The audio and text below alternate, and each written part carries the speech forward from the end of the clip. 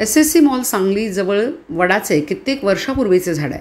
अनेक वर्षे महिला वटपौर्णिमेच्या दिवशी वडाच्या झाडाची पूजा करतात, परंतु 2016 पासून या झाडाजवळ अतिक्रमण करून बसवलेल्या खोक्यामुळे नळभाग खंडभागातील महिलांना वटपौर्णिमे दिवशी वडाच्या झाडाची पूजा करता येत नव्हती। भारतीय जनता पार्टी महिला मोर्चाच्या प्रदेश सरचिटणीस माजी नगरसेविका ॲडव्होकेट स्वाती शिंदे यांनी महापालिकेकडे हे अतिक्रमण काढून टाकण्याची मागणी केली होती। त्यानंतर सदरचे अतिक्रमण हटवून त्या ठिकाणी अवैधरित्या असलेले चिकन 65चे दुकान हटवले होते व गेल्या वर्षी वटपौर्णिमेच्या दिवशी त्या वडाच्या झाडाची शेकडो महिलांनी पूजन केले। या वडाच्या झाडाची पूजा केली। यावर्षी देखील मोठ्या उत्साहात महिलांनी वडाच्या झाडाचे पूजन केले। या झाडाचे जतन व्हावे याकरिता या झाडाच्या सभोवताली सुशोभीकरणाची मागणी स्वाती शिंदे यांनी केली होती। यासाठी पाठपुरावा करून सांगली मिरज कुपवाड महानगरपालिकेचे आयुक्त सत्यम गांधी यांनी सुशोभीकरणाच्या कामाला मंजुरी दिली होती। आज या कामाची सुरुवात शिवप्रतिष्ठानचे संस्थापक अध्यक्ष संभाजी भिडे व आयुक्त सत्यम गांधी यांनी श्रीफळ वाढवून केली। भिडे गुरुजींच्या हस्ते हिंदू धर्माच्या शास्त्रोक्त पद्धतीने वडाच्या झाडाची पूजा व आरती करण्यात आली। यावेळी महिलांनी आयुक्त सत्यम गांधी यांचे आभार मानले। लवकरच याचे सुशोभीकरण पूर्ण होईल। यावेळी हळदी कुंकवाच्या कार्यक्रमाचे व फराळाचे देखील आयोजन करण्यात आले होते। माजी आमदार नितीन शिंदे, माजी नगरसेविका सुनंदा राऊत, छाया हाके, अर्चना जाधव, मीरा मेस्त्री, मनोज साळुंके, गजानन मोरे, प्रकाश निकम, प्रदीप निकम, आशिष साळुंके, अनिरुद्ध कुंभार उपस्थित होते।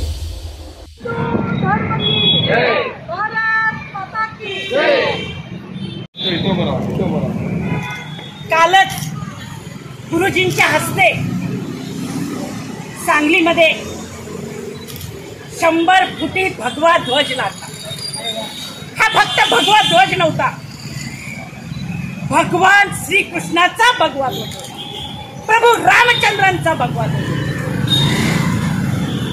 रामकृष्ण हरी म्हणणारा वारकऱ्यांचा भगवा ध्वज आणि हर हर महादेव म्हणून रणांगणात उतरणाऱ्या धारकर्त्यांचा धारकऱ्यांचा हा भगवा होता। छत्रपती शिवाजी महाराजांचा आणि मराठा साम्राज्याचा भगवा होता। ज्या वेळेला त्याला विरोध झाला त्यावेळेला मी गुरुजींच्याकडे गेले आणि मी त्यांना प्रसाद रिसवडे आणि गजानन मोरे यांना घेऊन मी त्यांना सांगितलं की मला अशी अडचण येते। गुरुजींनी एकच सांगितलं, सूर्य उगवताना कुणाची परवानगी घेत नाही,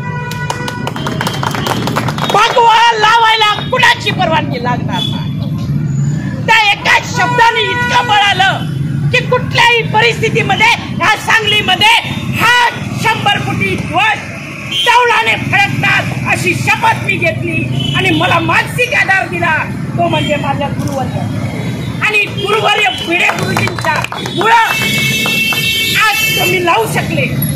काल सनातनचा आपला एक कार्यक्रम झाला, आज हा दुसरा कार्यक्रम।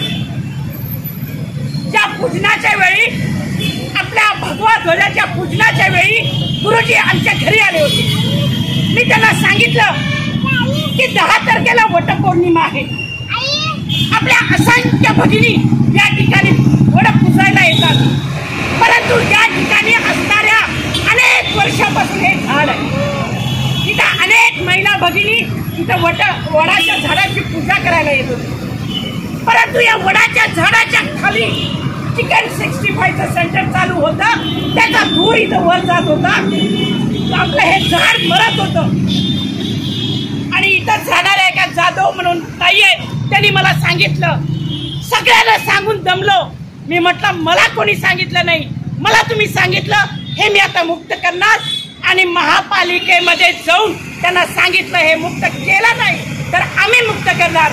ज्या पद्धतीने आज गुरुजींनी सल्ला दिलेला आहे तसाच पवित्र त्या दिवशी घेतला आणि इथं उभं असलेलं सेंटर काढून टाकलं। आज हे या ठिकाणी आहेत ते यांच्यावर चाकून हल्ला झाला होता, याच ठिकाणी दादागिरी इथं चालू होती, परंतु अतिक्रमणाने